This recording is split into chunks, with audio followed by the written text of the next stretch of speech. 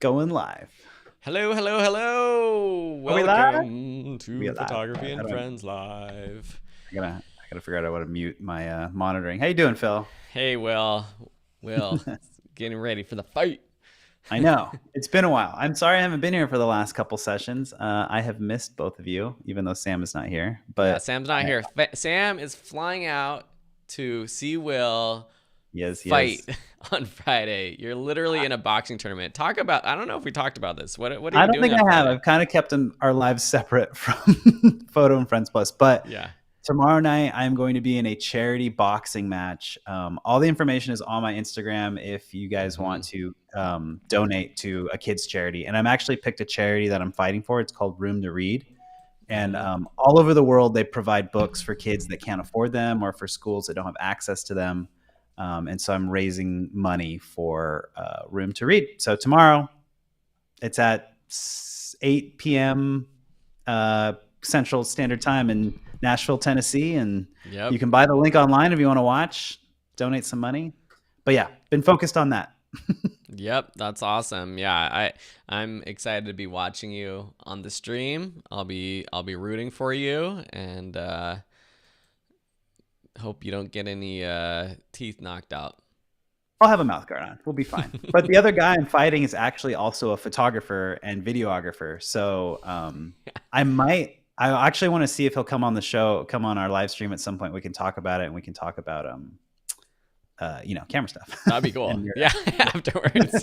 So we'll be buddies. Nice. We'll be friends. Well, lots of people saying good luck. Thank you. If you're here live with us, let us know where you're tuning in from, what part of the world. We're so happy to have you here. And we're going to be getting to questions, photo challenge, reviews, and all kinds of stuff very soon. But yeah, let us know. Thank you, Laura, for being here, Joanne, Nancy, Greg, Brian, Jose, Uli, Don, Kenneth. Yeah. Ken's here. So many of our supporters here. Bob back in the house. And yeah, I wasn't even here last week with Sam. We took a week off. So Nice. yeah, it's been a minute. But yeah, first off, let's we'll talk more about it later a little bit, but just to let people know, Will is launching a wedding photography boot camp, which just went live today. So Sure did. on Photography and Friends Plus, let me just actually bring that up. There we are. Let me see. How do I get Will back up here? But if you go down to scroll down, you will see, and this is sort of the back end, I guess, but you should see something that looks about like this, and you'll be able to sign up for Will's boot camp. Let me get you on the screen somehow. Where is Will? Yeah, and this is I have done a wedding photography course before, but this is a reboot, refresh, relaunch, Yep. and we're attaching the boot camp to it, which is a whole new thing. But the course itself is basically everything I taught before, but better and more. Yeah. Like, and I've done a lot more weddings since then. And you can Yep. see like it's kind of the same structure, but we just did a lot more, and we have a couple of demos. And we're doing this all through Plus on this Yep. round. Sorry, am I over jumping? I feel like I'm so No, excited. yeah, about keep doing it. Yeah.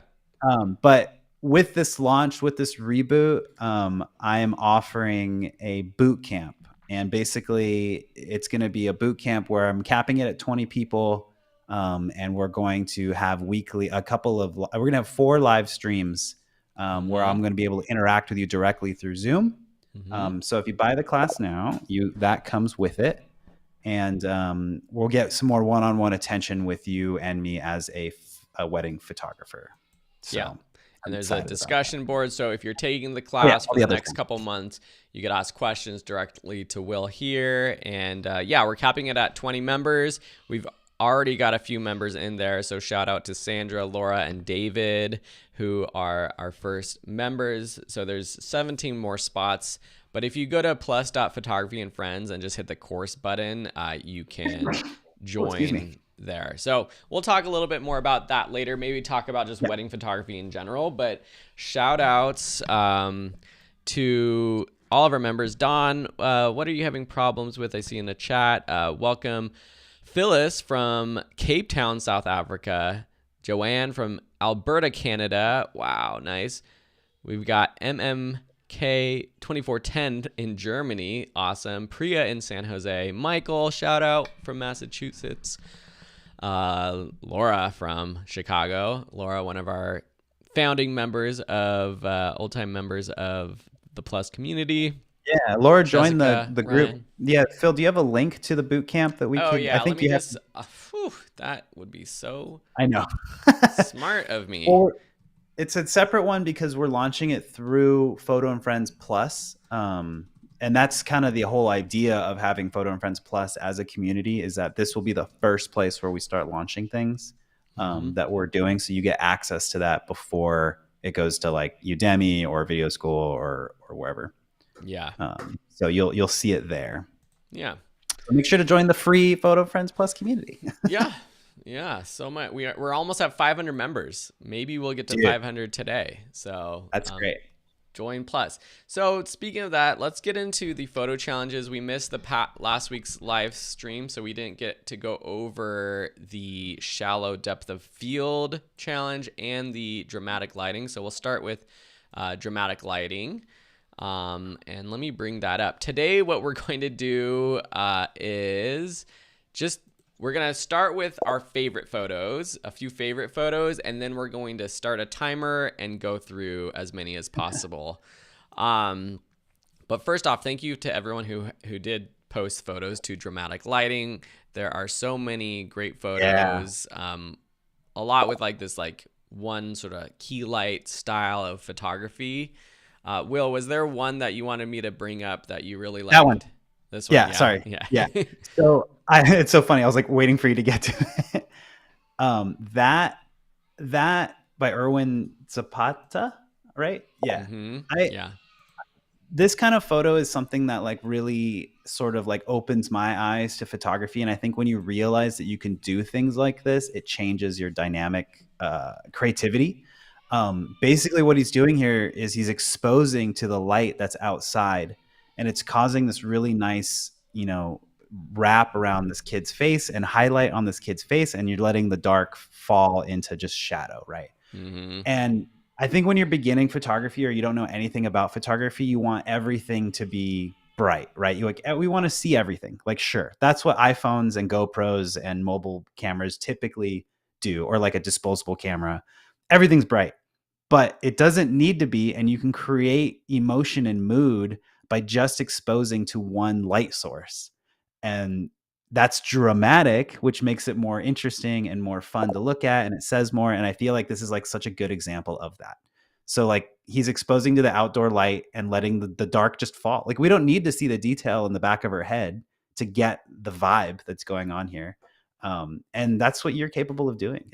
And I just think it's like a beautiful example of that. One, because it's not staged, and two, because it's just there. It's just happening at a Starbucks, which anyone can go to. Yeah, I love it. I love that. That was definitely one of my favorite ones. While I pull up one of my favorites, people are asking for the link to your boxing match donation thing, so okay, here, I'll copy and paste. So you guys can donate here. Make sure you select my name, or you can watch it on Friday. The donation is $25 US, and you get the link. There's a couple I liked. This one from Andrew Rodriguez is like the neon sign stood out to me. I would have probably edited this to straighten out those lines of the building a bit, but the snow coming down and everything makes it super dramatic. I could have even brought down the overall exposure so that that light from the sign was popped from the background even more. So that's one of my favorite photos. And then let me find another one. I was really proud of a couple of our photographers. Martinez posted this one, and it was the first time he was using flash. So just great experimentation with that. It's a little bit dark for me. Just I feel like there could be a little bit more light, a little bit more exposure on this photo. And then to contrast that, this one is cool too, but maybe a little bit bright. Just A little the hot, a yeah. little overexposed on the cheek. And I But the kind of want to idea is see there. his eye in this photo too. Same. Like if he had turned a little bit to the light, because I think Yeah. dramatic lighting's great, but like, what is it expressing? Yeah, right. And then this one, actually, I like a lot. I think this was a self portrait. Patty did a really good job with some dramatic lighting. You see your eye exposed properly, and the way you Hmm. edited this maybe brought down the clarity or something. It's super like almost glowing, soft. I really liked this one as well. Um, cool. So let's go over to the shallow depth of field and then pick our favorite, talk about some of our favorites. If any of you posted a photo, let us know. And if you have a favorite, let us know what one your favorite is too in the chat. So lots of great photos. I noticed these dog photos. You got some pretty good models to practice the shallow depth of Yeah, field. Was all the there one that all the you wanted dogs. me to pull up? Yeah, it was ship. Uh, it was. It's kind of towards the top, I think. Ship. What's his name? Dang it, that one. Ryan Ryan Spishak. Spishak. Yeah, I kept saying ship because it's at a it's at a Yeah. dock. It's like a ship. So part of why I really like this one is the challenge was depth of field, right? Something Yeah. that's like very little in focus and a ton out of focus would usually be what I would think about with shallow depth of field. Mm-hmm. Um, but part of me likes this because not only is there very little in focus, but the very little in focus is very little in frame. Mm-hmm. And I'd say like, 80% of this photo is out of focus Yeah. and it's in the distance. And I just think that it creates such a wonderful mood on top of the colors being great, the lighting being great. What's happening in this photo without actually seeing it sharp, right? Like this is clearly a dock with a rope line, and that is a boat or a ship in the background, and it's just creating this sort of mood. Yeah. Um, and yeah, really great use of rule of thirds, uh, great use of foreground, great use of depth of focus, great use of color. Mm-hmm. It's just a great photo, and the lighting's nice. Yeah. Nice. I think that was by And far my Ryan's favorite. here, Yeah, so thank you for posting that, Ryan. yeah. Actually, just scrolling down to Bob's, this was one of my favorite. Bob's also in the house, and I know one of the reasons why this is one of my favorites is because I know how hard this is to get when doing macro photography, the right part of a flower or your subject in focus. Sometimes, like their very front petals or whatever are a little bit soft, and maybe it's the middle part of the flower petal that's in focus. And this is great, just having this center part just perfectly in focus, and it falls off in the back. And yeah, so I really like Bob's shot. Also, I noticed some people were posting their Instagram photos. That's okay. The only issue is sometimes like the way Instagram shares their links, or if you take down your photos later on for some reason, then this will show up as like an error message. So in the future, if you guys could just post your photos directly to the platform, you can leave a link to your Instagram. That's totally fine and great, as long as you're not just like spamming your Instagram account. But please just post your photos directly to the post itself. Let's see. Sorry, I know I'm scrolling. This is like Nancy had a really good photo. That was another one that I wanted to talk about. Nancy. Nancy Nancy Zayas. I Wood can't. or Zeiss. Zayas. Yeah. Zayas. Oh, that's That cool. one. Yeah. Yeah. So like this is such a great example of using a 50 millimeter at 1.8. And like typically you wouldn't necessarily want all that out of focus, but there's so much emotion in this. It's like holding a dog paw, and like everything else goes right out of focus. Like Yeah. I just think it's got a lot of emotion, and this is what a 50 millimeter 1.8 will do. Like it Yeah. just falls off into just Mm-hmm. nothingness, and it looks buttery, and it's great. Yeah, this is like that classic shot you get when you're doing like couples photography or something Yeah. like that too, with your dog. So sweet. I think maybe it was one of these. I can't find the one that I was looking So the for. best way, and as a reminder, how are we getting all these things? If you're not on a mobile camera, it's Hmm. getting a prime lens as wide open as you can, or zooming as far as you can on a zoom lens. That's what's going to create this sort of shallow depth of field. Yeah. So it's wide open f-stop and long lens if you can, a prime long, even better. So the maximum amount you could probably get is like at a 100 millimeter prime lens at 1.4. Like Yeah. that'll get you a lot of depth. This is shot with the iPhone Pro 13, and I've actually seen some people on like TikTok or Instagram Reels doing this kind of technique where they set up a backdrop on their computer or laptop, and they kind of use that as like a fake background for like food Oh, cool. photography or product photography. Oh yeah, I have So seen that's those. super creative. Chong, that's a really cool one. Oh, this is the one, John White. This is such a great John White. photo. It's so hard to get birds in focus with that, yeah, just that great blurry depth background. So this is one of my favorites. I would probably use a little bit of noise reduction, at least in the background. There's quite a bit of noise in there, so I might just see if I could take down that noise a little bit in the background. And then if you're using Lightroom, there's an option where you could either use masks or with the gosh, I'm having a brain fart. I can't think of what the slider is, but it doesn't reduce noise on your main subject of what's in focus, but I think it's the mask. It's just called masking. It Yeah, will I think if you just select reduce it as a noise mask. in the background more than the foreground. Don Fryrix is here, and Don, we're happy you learned about Photography and Friends Plus today. So Yeah, hope you join. and so fun. Cool. Well, I mean, we could just pull up a few of these other ones. Chris, he's been posting some good photos to the community. That's pretty good. Yeah, that's a good one. I like how it just kind of like it just falls off. Yeah, I don't. Oh, the 1.8. Yeah, 85 Again, 1.8. yes, the 85 1.8.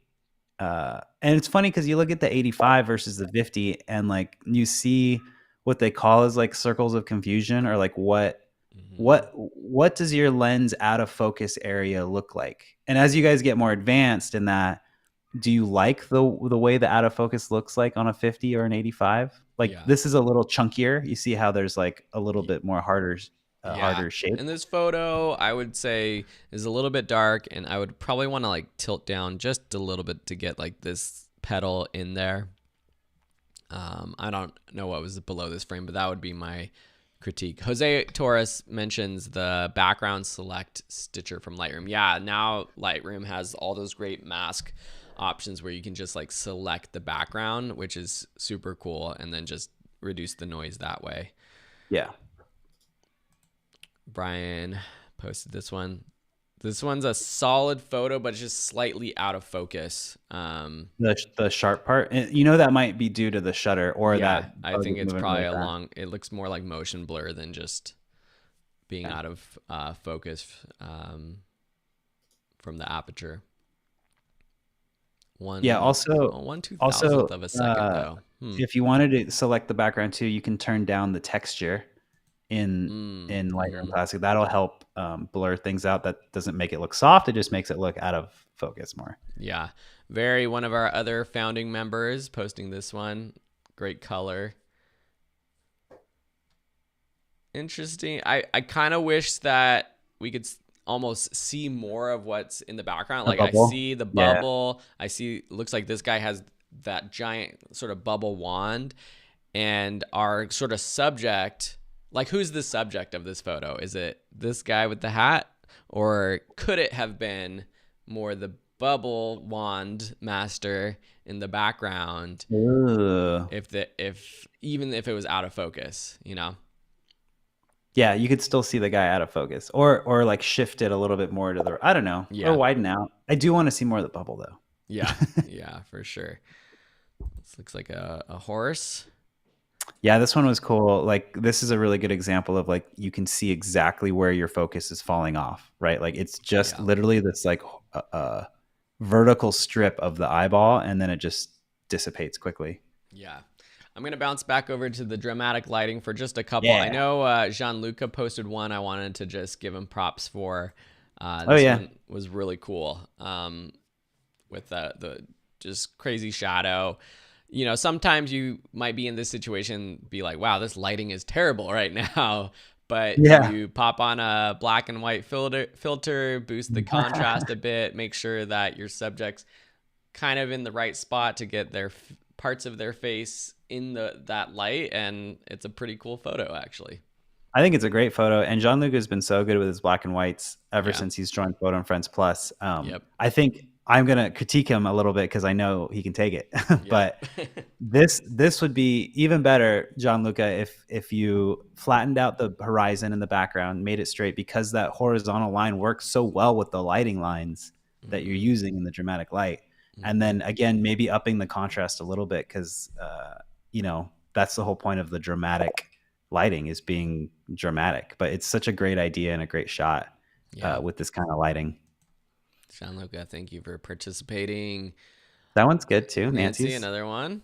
Um, my client is a big Star Wars fan. That's cool. It's a little dark. It, Yeah. I mean, maybe that's I, what you're going for though. But it's like really hard to see your subject. But I love the idea for sure.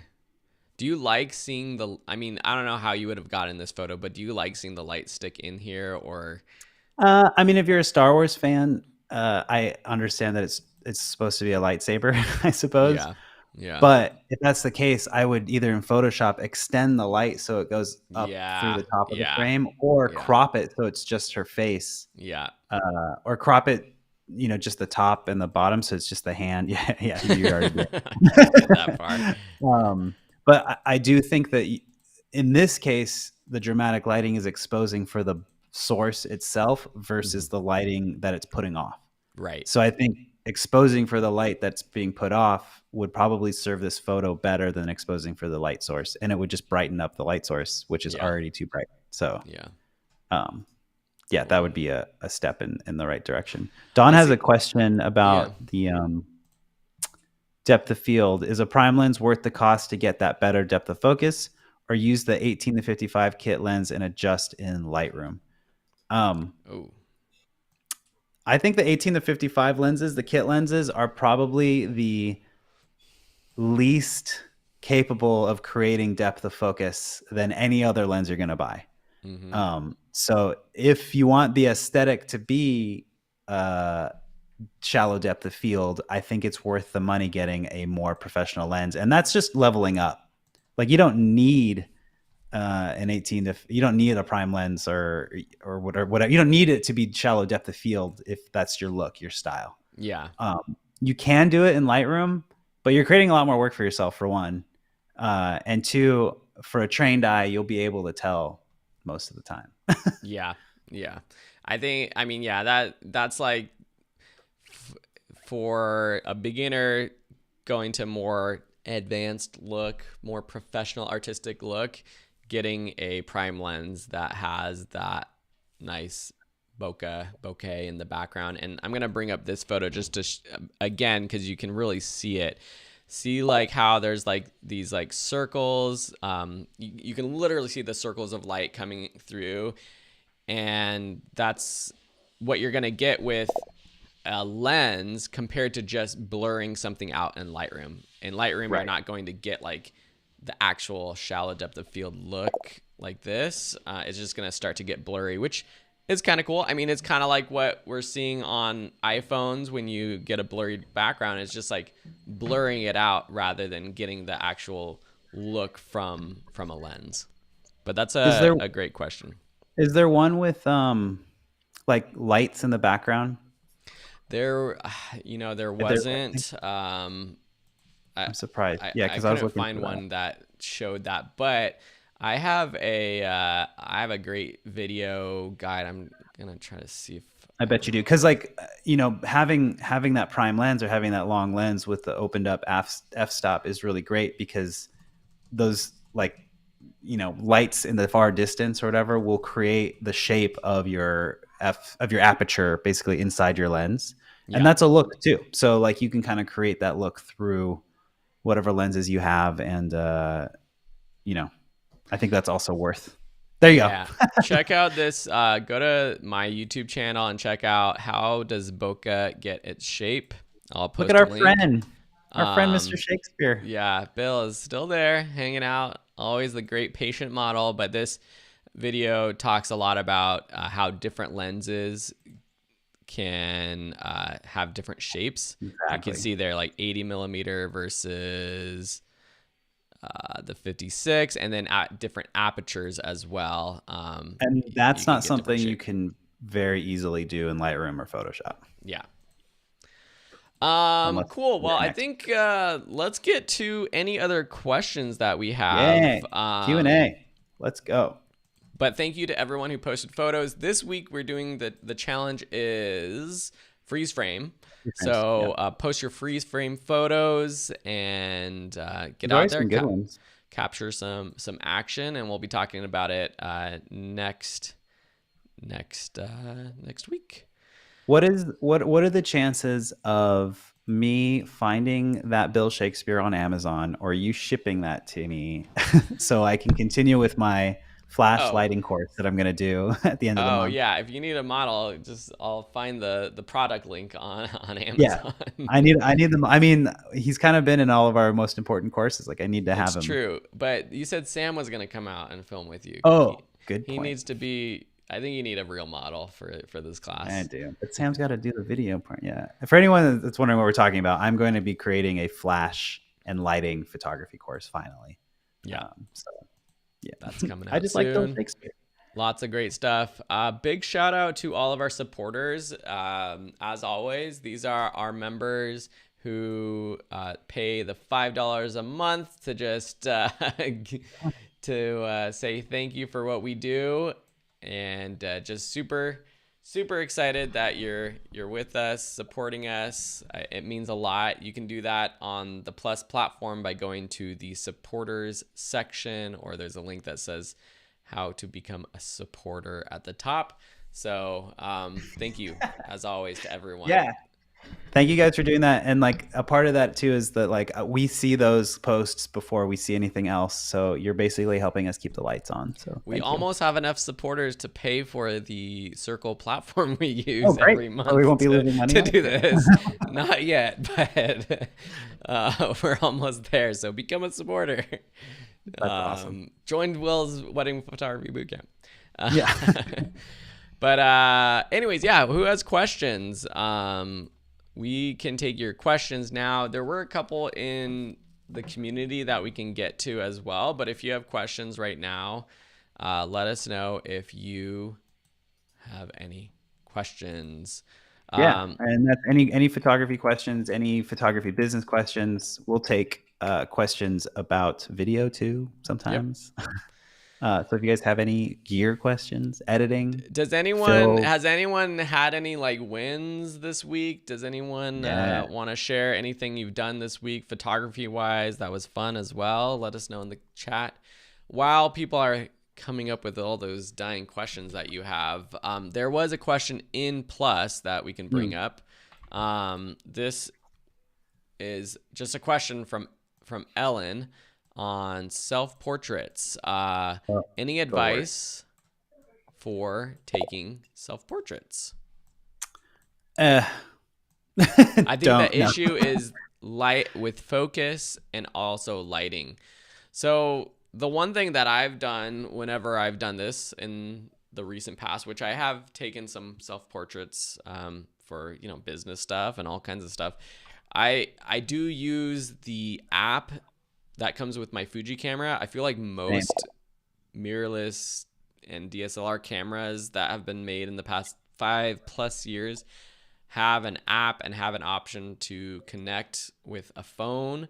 And so if you have a smartphone and a modern camera, You can connect that way. You can like set focus and things like that. Um, Otherwise, like most cameras, when you set the self timer option and you do have autofocus on, it should readjust your focus when that timer goes down. And so making sure I would do autofocus. Um, Otherwise, the other thing that I've done and I do with video all the time is I have to set up a fake model. Like I put up Bill What up, Bill? Shakespeare. I put up a tripod or something where I can lock down focus and right where my face is going to be, and then I swap actors with myself. That's smart. I mean, I do the same thing. I use the app. Mm-hmm. One of my new cameras has a flip out screen, so that's Mm. nice. Yeah. Um, Back in the day when I was shooting film, a good way to do it is put a mirror behind your camera so you can just see yourself and then just test the focus with a measuring device so you know where you're in Mm-hmm. focus. Yeah. You used to use mirror with a camera that doesn't have a flip out screen too. Yeah. And usually autofocus you'll just have to trust it and do its job and use the timer. Yeah. Practice, practice. I mean, but like, yeah, literally look at your lens and or the settings and use that measurement. Like a lot of us don't use that measurement anymore Yeah. for focusing, but most lenses have a thing on it that says, 5 feet or 1 meter or whatever, and use that That's as a the real starting thing. point. And if you guys really want to get advanced, that's a real thing in photography, right? If you can, there's depth of field calculators that you can look up online. I know I see there's more questions. You can look up exactly what area is in focus, if Mm-hmm. dependent on the distance between your subject and the camera, what lens you're using, and where you're focusing, you can Mm-hmm. calculate exactly what will be in focus. And that's how they Yeah. used to do it with film. Yeah. And in terms of lighting, I mean, this is hard when you're using like a flash. It's just like trial and error. That's why using continuous lighting could be nice, but I don't really recommend just getting continuous lighting for photography unless you're also doing video and you can use it for both. Um, but yeah, I mean, I'm trying to think like other than that, you could get like an external monitor, but that's kind of getting External a monitor is a little thing too. That's what a I little do with. intense. Actually, if you watch the wedding boot camp course, I used an external monitor to watch myself in a lot of the things Yeah. that I didn't have someone to help me film. Yeah. It's just an HDMI cable. Yep. Cool. Well, we got some more questions. Thank you. Let's go. Ryan Spishak.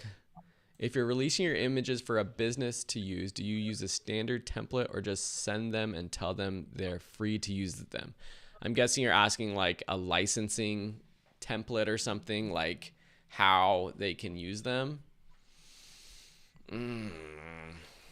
Uh, I I think it depends on what country and state you're in, but generally, whomever has the JPEGs, the original JPEGs or the edited JPEGs, has rights to use them for whatever they want to use them for, outside of releases of humans that are in photos.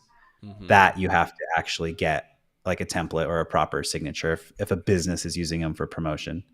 I would Um, like clarify. I, I don't know what businesses, and you could let us know in the comments what types of photos and businesses you're working with. But I would like clarify that they can use them for marketing purposes on their website, marketing materials, not for resale or something like that. That's the only thing that I would probably want to specify, that um, you're not sharing these photos with someone that can then go off and start selling them or whatever, yeah. redistributing them yourself. But There's a let us know good if you have follow up. question. Did you see Uli Najaf's question? I'll bring that up. Because I think that's important that we don't ever talk about. Was that a while ago?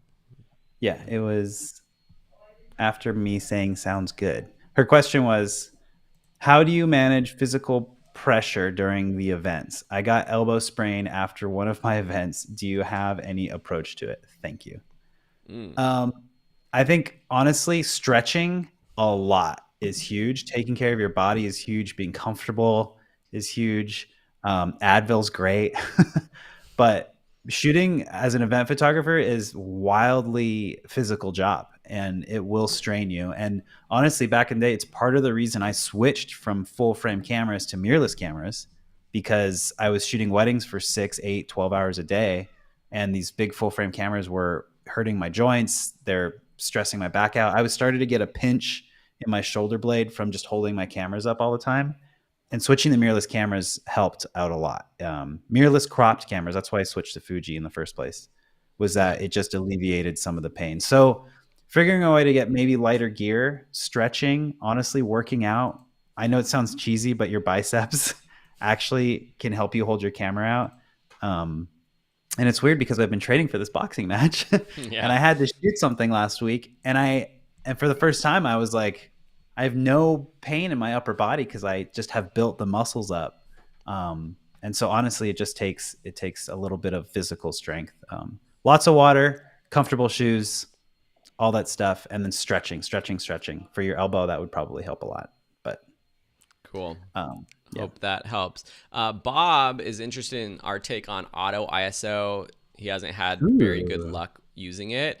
This is a great question about like, okay, when to use auto ISO. I think when you're a beginner and you're just taking out your camera, different cameras have different modes. If you're on like a program or auto mode, your camera is just going to adjust all of the settings automatically. So I think the next more advanced step up for actually when to use auto ISO would be when you're using something like a aperture priority or a shutter priority for your specific use case. So reminder, aperture priority is you're locking down you're setting your aperture, and then your camera is adjusting the shutter and the ISO for you to expose properly. And then contrast that with shutter priority, you're setting your shutter speed because you want it to be super fast because you're shooting sports or action, or you want it to be slower because you want some motion blur. And then your camera automatically sets aperture or ISO. Obviously, the problem with that is if it's just completely auto ISO, it can go too high and you're getting a bunch of noise in your photos. But most cameras, you can set the maximum ISO that it will That's what I do. set for that auto ISO setting, which is something that I'll do. We talked about this a lot in the interview with the wildlife photographer Anthony a few weeks ago. About with wildlife photography, you might want to have your ISO set automatically and not lock it down, just in case you're moving around your camera and you're going from a little bit shadier part of the tree to a brighter part of the tree. You want your camera to be able to adjust that automatically, but you might not want it to go over 1600 or whatever your camera is capable of shooting without getting too much noise. So do you think like in like wedding photography, when you're in a reception, is that something you Yeah. have set on? I have, when I shoot weddings, I shoot aperture priority and I shoot auto ISO all day on all my cameras. That's not even like a euphemism. Like all day I literally will have it on auto ISO, and I will set parameters like Phil's talking about. Like I will let it go as low as it needs to go, but I won't, depending on the camera, I won't let it go over a certain ISO. And the way I get around changing the exposure is I just change the exposure compensation. And that's just basically telling my camera, oh, I want this to be overexposed or underexposed or at exposure. And then it will pick out the ISO and shutter and all that stuff. And the same thing goes for shutter parameters. I don't let it go below 1/25th. Mm-hmm. And then your camera meter will scream at you if it's too dark, right? It's like, well, I can't go higher than this ISO and you won't let me go lower than the shutter. So it's going to be dark. Mm-hmm. Yeah. So you just kind of have to, work with it and find the parameters for your specific camera. Yeah. Um, And Bob, I'd be interested in terms of like you're saying you're not having good luck with it. What's the issue? Are you getting photos that are too noisy? Are you getting photos that aren't exposed properly? But I would definitely go in and set your max ISO when in like aperture or shutter priority modes. And sometimes there's multiple options. Like I think on my Fuji, I don't have it, but you can set like 3 presets, so you can just switch. And when you're doing wildlife photography, it might be one thing, or night photography, you might allow it to push it up a little bit further, and so it's a little bit higher max setting. But yeah, start with setting those maxes for sure. Bob says, seems that a lot are blown out. Interesting. Well, I'd wonder what if you have a exposure compensation setting on. Your max ISO might be too high, and or your exposure compensation might be too high, or you might have a check your metering. Like, what's your metering? Is it center weighted? Is it spot? Is it? There's a lot of variables that it could be that you kind of have to work through. Yeah, I would guess that if you're on like a general metering mode where it's just exposing to the center of the frame, it would probably want your photo to come out perfectly exposed. And so the only thing I would guess is if your exposure compensation was bumped up for some reason and it was telling the camera to expose higher, but I'm not sure. Yeah. All right, my cat is in my frame. And, does your cat have a question, Phil? She's gonna bite me. Yes. Okay, that's it. No more live stream for you. Let's see what other questions we got. We got lots. I was gonna mention thank you to our newest supporter, Greg. Thank you. Joined right now, helping us with the live stream. Awesome. There's one on the R5. This would have been a good one for Sam. I have researching Bill's career coaching says, I've been researching upgrading to a new camera and have narrowed it down to a Canon R. Oh, not an R5. I was curious if you have any experience with this. It's a few years old, but seems to be very popular. Yeah, the Canon R is great. That whole system is great. And as long as it's not keeping you from excelling in other creative manners, it's going to be fine. It's still a great camera, and if you invest in better lenses and stuff, it'll actually be just fine. Yeah, and if it's it's one of the older initial models of that mirrorless line, but if you can get that camera, invest in some nice lenses, that camera should be totally fine. But if you upgrade in the future ever, you can use those lenses on the R5 or R6 or whatever the next version is that potentially you would upgrade to. But I'm not sure. I don't remember what you're coming from, but it's probably a nice little upgrade for you for sure. Let's see. What other questions?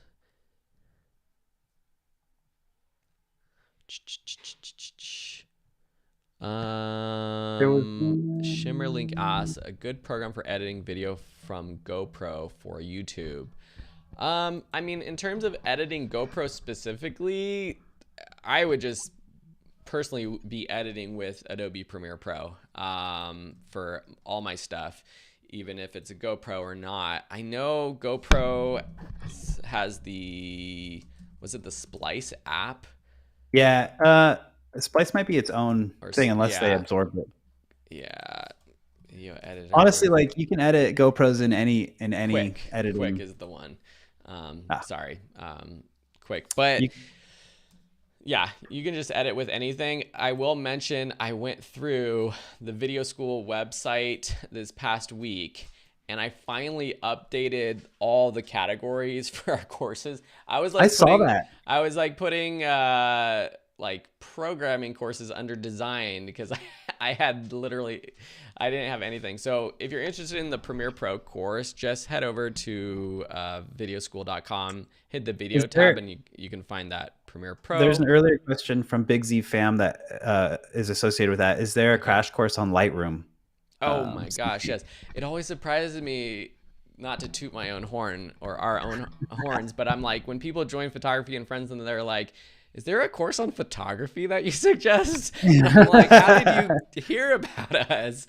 But yeah, just definitely go to the photo page here and you can find the Adobe Lightroom course. Oh, those photos are so cheesy of us. Yeah, but they sell. Or if you're in Photography with Friends Plus, I updated all the links as well for if you just go down to courses, and you can find all the links as well. So we've got all kinds of good courses, and buying the courses here through our links helps us. We get a higher percentage, and it helps support us and the stream and everything. And there's so many great courses, and we're constantly updating the courses and putting out new courses too. So Yeah, so there is, because he did say I took the masterclass course, but it felt the editing part was brief. Yeah, there's a full course on that stuff. And yeah, honestly, in all our yeah. other courses, even the wedding one that we keep talking about, I don't know if you watched any of that, Phil, but like I spend a lot of time in Lightroom. Yeah, there. I mean, CC. and that in a lot of our editing or our other courses, we edit in them. But definitely check out the Lightroom course because that's the most updated with all the latest things in Lightroom. So, great question.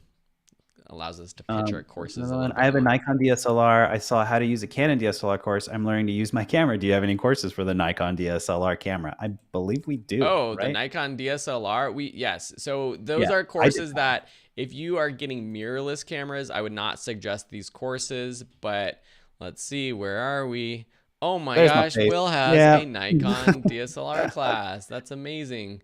Yeah, so take that one. That's a good beginner course for getting going with Nikons. Check out the Brittany is Lightroom. Brittany, one of our founding members, just in response to Bill's question about getting the Canon R. Brittany has the R6 and loves it. Let Yeah, us there know you what go. camera you guys are using. And also, in the same comment, let us know what your dream camera is if it's something different than the camera that you already have. And Brittany has the R6. If you can find her on Instagram, Brittany, you could post it. But like, she just did a really great session that she had asked us about in Photography and Friends Plus. We had talked about it, where she went to a studio and got some really great photos. So go check her stuff out on Yeah. Instagram. Do you see Jonathan Martin's question? Oh, Oh no, no, I'll we're bring going. that up next. Chris asked, what about a Fujifilm course? I really wanted to. I had this friend who convinced me to go Fujifilm, and we had all these plans to do a Fujifilm class together. But then he switched cameras, and he left me in the dust. So I'll have to do that by Oh, come myself on. someday. I still like the cameras. All right, what was the question that you wanted me to bring up? Hey, late jumping on, but are you going to have more programs like the one Will's heading up for weddings? Mm. Uh, yeah, it's moving on. Everyone's For like commenting. street photography or something Yeah, or else. something else. Oh, we would Yes. love to. And this is kind of like the first kind of experiment with doing like this boot camp model on a specific topic.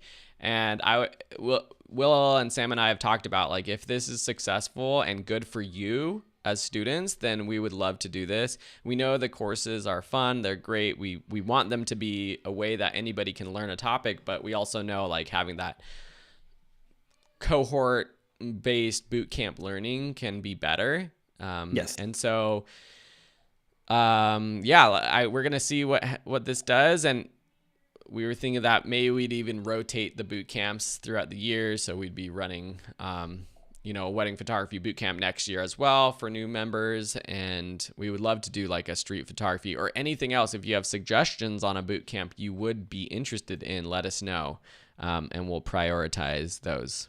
Yeah, and it can be like our ideas were like it can be kind of a rotating thing. Like every month or two, we'll have a boot camp going on with whatever it is: street photography, portrait photography, editing, business, travel photography, like all the things. And it Yeah. can kind of be like on a rotating cycle because we want to build this community where we're teaching with you, not just at you. So Yeah. Franklin is saying that his photos are getting a little smoky issue at the, I'm guessing you're at 10 to 11 a.m. with AM time. Canon. Okay. This would be a great photo to post to Photography and Friends Plus in the say hello general chat or the gear talk page so that we can see what your photo is. Because it could, if it's just on that lens, potentially it could be I don't know what it looks like. It could be water that got into your lens, which would be a Could problem. be a flare. It could just be a flare. If it's happening on all your lenses, then it could be a sensor cleaning issue, or it could have just like Will's thinking maybe it's something in the environment, like a lens Optics. flare or something, Yeah. post it And on the to, back, yeah, post it to yeah, plus. plus with the plus on the back end, you can probably get away with that using the dehaze in Lightroom. That'll help a lot. But if there's an issue with your lens, we should figure that out for you. Yeah. Does Will teach offline classes in Nashville? Not And yet. Jose asks, how about actual in-person boot camps? Oh yeah, see, this is where this is the like this has been my dream for years Mm. that Phil is going to buy a giant school somewhere. And I won't let it go. But yeah, I mean, I think potentially the boot camps are a good step forward in meetups and in-person workshops and stuff that we will hopefully get to, right, Phil? Yeah, I would love it. Sam just mentioned that the other day too, so it'll happen someday for sure. Ryan is asking about doing, like, if we do a boot camp component to an existing course like Wow. landscape or whatever. Yeah, I think it would be either potentially we would have an update to a course, or eventually we would hope we would get the courses to a great place where we could just run a side boot camp kind of tied to the course, but it would be more like that one-on-one training with members throughout the boot camp, like help them get through the course, help them solve any problems they're having. But it would probably be like an add-on, not something that you would just get as part of the course already. Yeah, because it'd be a lot of work on our end. Back to questions though. Anika Ferris asks, I'm trying to find a laptop that is good for editing photos. Do we have any recommendations? I think a lot of it just comes down to the speed of your laptop and how much RAM you have. Not necessarily like the brand or anything. I'm going to always recommend Mac laptops and computers because I use them. I like them. I've rarely had major issues with them in terms of like problems with editing photos or video with them. Getting a laptop with like at least 16 gigabytes of RAM is something I would recommend. So that's something I would look into. I'm not like a techie guy who knows like all the different like processors and things like that are good for photo editing. All I know is like a new laptop with like 16 gigabytes of RAM is probably pretty good. Does anyone do you have a suggestion, Will, or does anyone listening have suggestions on laptops you use? What computer? Let us know in the comments what you use, and if you like it or not. Yeah, we're not. I mean, I would say in general, we're not big gear peddlers. Like, there's nothing like specific that we would push, but the RAM is a huge part of that. So whatever your budget is that you can get over 16 gigs of RAM will help you with your photography. I, like Phil, am on the Apple and Mac side, but my reasoning is well, one, they're fast and I'll spend money on it, but the color correction screens are calibrated out of the box. Like, you don't have to worry about different colors and brightness and stuff. And so all the Apple products are like, they do a really good job of having the color space consistent across all things. Yeah. And so that for me, because I edit from my iPad to like my display that I have my laptop plugged into, like, I don't want to think about having to calibrate my screen and have it change when I do editing in post. Yeah. And so that's probably the number one reason I stick with Mac, is I don't have to think about it. Yeah. Cool. We just got another new member, supporter, Jessica. Whoa. Jess. Real time. Jess has been here for a while on our live streams. Thank you. So I will add you to that list. And thank you, Jess, for being a supporter. Brittany says, I use a MacBook Pro and I love it.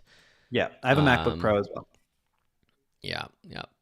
What else? If you posted a question a while ago and we didn't get to it, post it again right now. There's a lot of people chatting. because they kind of go up. Nancy says, I have an HP Omen gaming laptop and love it.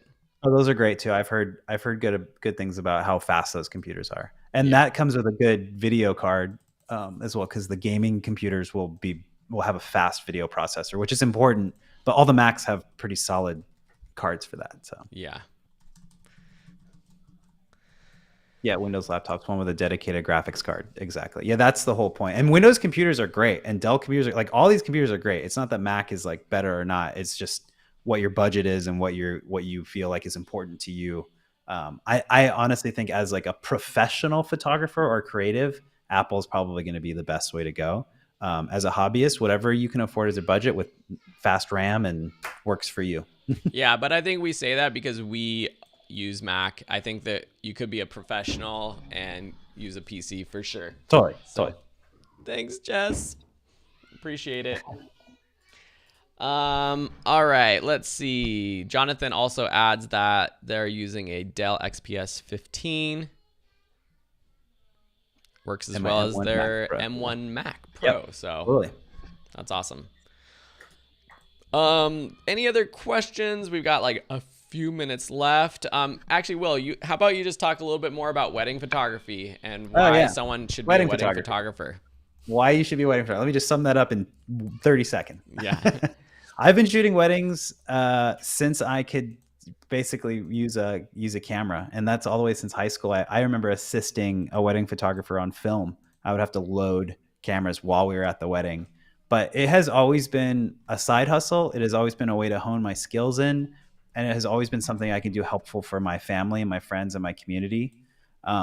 So that I don't know. I feel like I always get a big high from helping people capture their really special day. And like wedding photography, this is how I sell people on hiring me as a wedding photographer. Mm-hmm. The photos are what's going to go on after generations. Other than your love, the photos will be there more than anything else. And there's a lot of components to it, right? And that's why we doing the boot camp is like there's setting up the business, there's thinking about your name, there's how to get clients, there's how to talk to clients, there's what to wear at the wedding. And then also the photography of it, and then interacting with guests, the gear.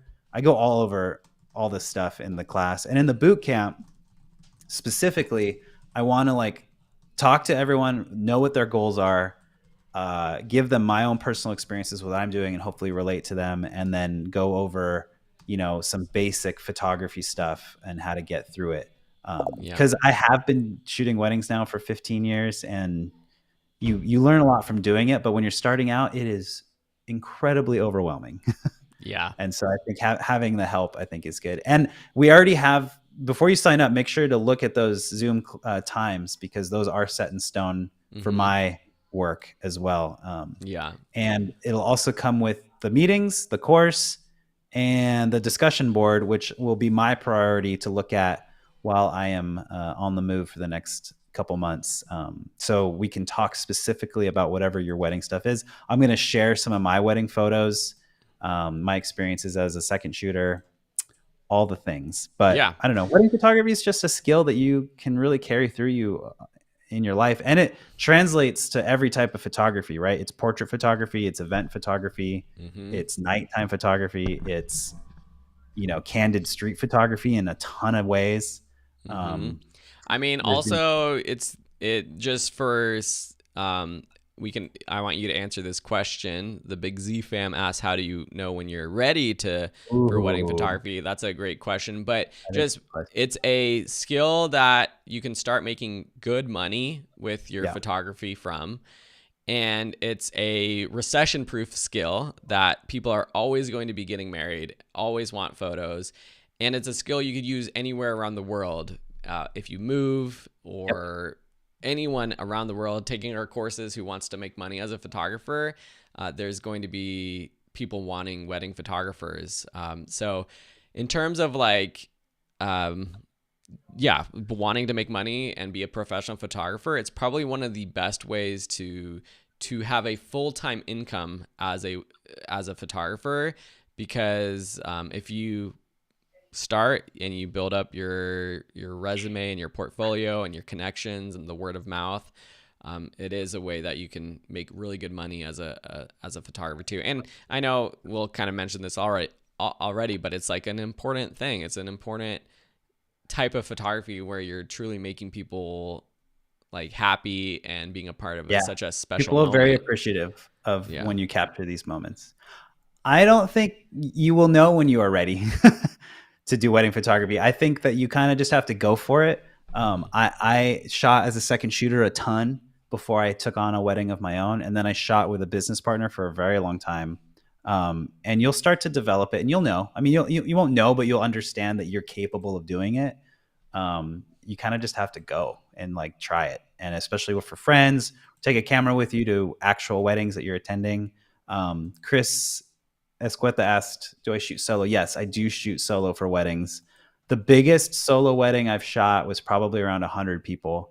It is not easy, but you can do it. I'm shooting a wedding in June in Houston or Austin. I don't remember. And it's 250 people. And I have an assistant who's the like uncle of the couple, but that's going to be by myself as well. And then I have a wedding in March, this coming March. That's like 150 people, and I have a second shooter for the entire 12 hours, which will be great. So it fluctuates. Yeah, and I feel like for you with your wedding photography, it's always been something that you could rely on if you needed more work. Always. Like when you've gotten busy with film production or other work, then you kind of slow down on the weddings, but it's always been something since you started that like now you know how to be a wedding photographer. You have the portfolio. You could always fall back on that to do more of and ramp up or ramp down depending on how you're feeling basically. So multiple sources of income that I can excel or de-excel it. Yeah, so we'll end on that. If you are interested in the boot camp, it's the first call is next week. We are capping it at 20 members, and it's only $50. So you get access to the course for that price as well, and you'll get lifetime access to the course after the boot camp ends. This course is not being launched anywhere yet. It will eventually, but you'll get that first access to all that new content. It's I don't know how long it is, 6-7+ hour course. So the price is worth it just for the course itself, but you also get the group calls with Will. So only I think 16 or so spots, 17 spots left. So join and have fun with it. And you can find that at plus.photographyandfriends.com. Just go down. There's a wedding photography boot camp page. And someone asked from Facebook how you get more information. Go to Plus. Here, let me just bring this up one more time so you all. And there's, the course itself is a lot of lecturing. We do a demo with a fake bride and groom with portraits and shooting them together. And then I go through a bunch of weddings that I've shot. And then I actually, more than I ever have with any course ever, I go through a lot of the post editing. And I've never really done that in any of our courses. It's always been Phil. So if you want to like sit and watch me edit and listen to me talk for hours. Yeah. So join Plus, just go to plus.photographyandfriends.com. It's free to join. And then just scroll down on the left. You can see the wedding photography bootcamp, click on the course, and then this is where you join the bootcamp. So if you're interested. All right. Thank you everyone for being here. Smash that like button. Thank you to the new supporters that we got this week. Super thankful for that, and it inspires us to continue growing this community. Let us know what we can do to continue to make it better. But we will see you, I think, next Thursday for our weekly live stream. Take those freeze frame photos for the challenge this week, and yeah, cool. Awesome. Will, good luck on your boxing match tomorrow. Thank you. Ready to go. All right, everyone, have a beautiful weekend. See ya. Bye.